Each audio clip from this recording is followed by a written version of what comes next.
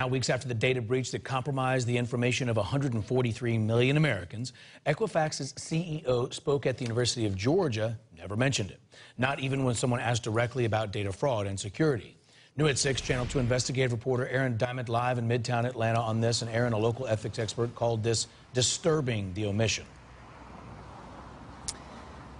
Justin, in that talk, CEO Richard Smith called protecting consumer data a huge priority for the company, yet not one word about that massive breach, adding more questions about whether Equifax leaders did enough to protect the enormous amount of consumer data it keeps.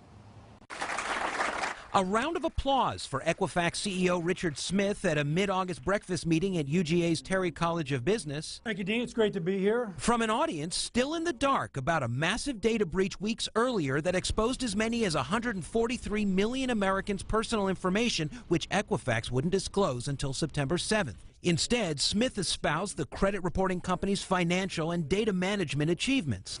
But I'm convinced if this team continues to stay focused, the days are bright for Equifax. When asked specifically about data fraud and security, Smith's response: fraud is a huge opportunity for us. It is a massive, growing business for us. And maybe more startling, the flip side is when you have the size database we have, it's very attractive for others to try to get into our database. So it is a huge priority for us, as you might guess. But for Edward Queen at Emory University Center for Ethics, the disturbing thing was that he responded the way he did when about the question of security breaches, about data breaches, when he knew that the company had already suffered a massive one. Queen told us what Smith should have said then would have been a response to a question no one at the time knew to ask. The question should have been, how are you going to respond to the potential harm this has caused, and what are you going to do to prevent such occurrences in the future?